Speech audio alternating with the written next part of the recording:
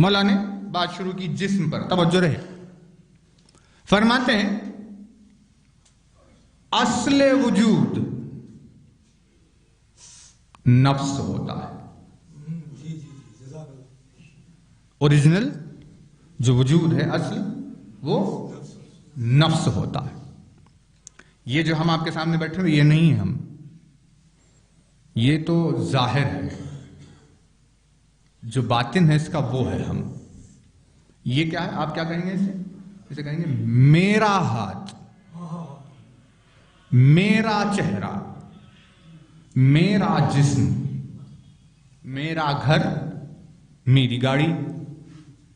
بھئی ہر طرف آپ میرا میرا کہہ رہے، یہ بتائیے آپ کہاں ہیں؟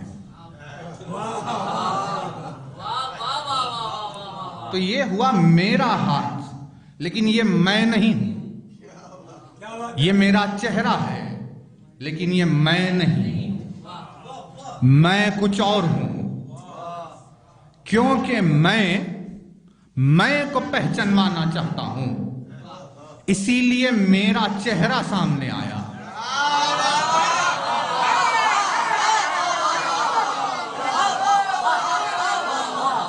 بھائی توجہ رہے، کیونکہ میں کو پہچانوانا چاہ رہا تھا، اسی لیے میرا چہرہ سامنے آیا۔ کیونکہ میں کو پہچانوانا چاہ رہا تھا، اسی لیے میرا نام سامنے آیا۔ کیونکہ میں کو پہچانوانا چاہتا تھا، اسی لیے میرا ہاتھ سامنے آیا۔ یہی وجہ ہے کہ جو کوئی علی کے فضائل پر انکار کرتا ہے یا فضیلت علی پر کوئی صورت بناتا ہے تو یہ دلیل بن جاتی ہے اس بات کی کہ اس نے کبھی اپنے آپ کو غور سے نہیں دیکھا۔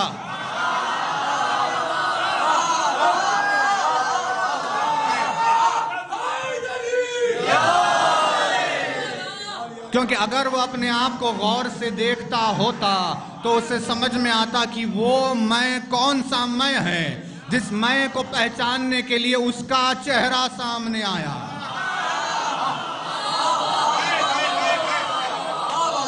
کہ ید اللہ کون ہے؟ کہ ید اللہ وہ ظاہر ہے، جیسے یہ ہاتھ ظاہر ہے، ید اللہ وہ ظاہر ہے جس ظاہر سے باطن کو پہچانا جائے۔ وجہ اللہ وہ ظاہر ہے جس ظاہر سے باطن کو پہچانا جائے۔ پھر دیکھیے بات آئی ہے تو کہیں پروردگار عالم کے لیے لفظ جسم کا استعمال نہیں ہوتا، اللہ کا جسم نہیں ہوتا، وہ کوئی شیپ یا سائز اور سٹرکچر میں نہیں آتا۔ ایک لفظ ہے جو قرآن نے استعمال کیا، وہ ہے جنب۔ دیکھیں بات درمیان میں آ گئی، ہمارا ارادہ نہیں تھا۔ جنب ایک لفظ ہے، جنب ہے نا۔ قیامت کے روز ایک شخص روئے گا اور وہ کہے گا کہ افسوس مجھ پر، یا ویلنا ما فرطتم فی جنب اللہ۔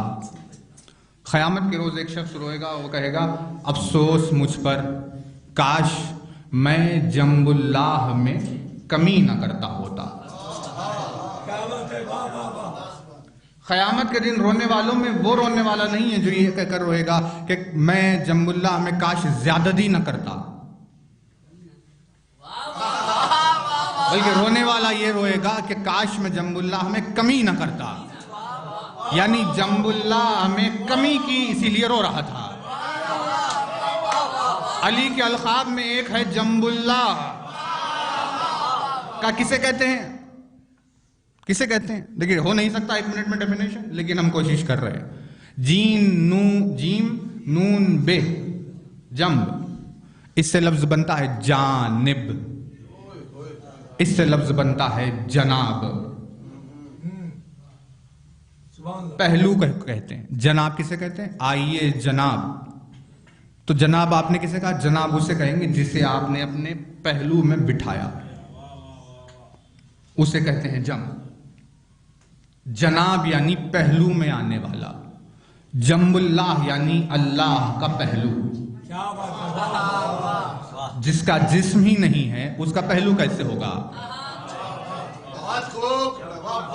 تو اب جنب اللہ کے معنی کیا ہوگے؟ جنب اللہ کے معنی اس مقام کے ہوں گے جس مقام پر آنے کے بعد اللہ کی تلاش ختم ہو جائے۔ جنب اللہ اس منزل کو کہتے ہیں جس منزل پر آنے کے بعد اللہ کی تلاش ختم ہو جائے۔ ویسے ہی ایک روز گزرتے ہوئے ایک شخص جا رہا تھا، سلمان کی اس پر نگاہ پڑی۔ دیکھیے ہمیں یہاں آنا نہیں ہے، اس رخ کی طرف موضوع کو موڑنا نہیں ہے۔ سلمان کی نگاہ پڑی کہ بھائی کہاں جا رہا ہے ڈھونڈتے ہوئے۔ انہوں نے پوچھا کہ کیا ہے، کس سے تلاش کر رہا ہے؟ تو اس نے کہا کہ بھائی عبادت کا ذکر، اسلام کا، دین کا، ساری چیزوں کے تذکرے سنے، میں ڈھونڈنے نکلا ہوں کہ ہمیں اللہ کہاں ملے گا۔ تو اسے تھی خداوند عالم کی تلاش۔ تو سلمان نے کہا تو بھی عجب ہے، اسے ڈھونڈنے نکلا ہے جو کبھی ملتا نہیں۔ بھئی کہیں ہے اگر تو ملے گا تجھے، لیکن جو کہیں ہے ہی نہیں وہ تجھے کیسے ملے گا؟ تو ڈھونڈنے والوں کو خدا ملتا ہے، یہ بات اس نام کے بغیر غلط ہو جائے گی،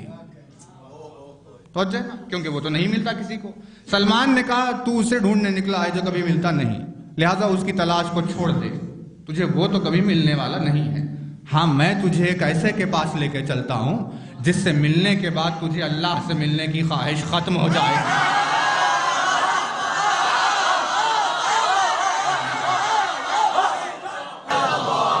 کہا تجھے میں لے کے چلتا ہوں اس طرف جس طرف جانے کے بعد تجھے اللہ کی تلاش کی خواہش باقی نہیں رہے گی۔ یہ کہہ کر اسے اس منزل پر لے کر آئے جسے جنب اللہ کہا جاتا ہے۔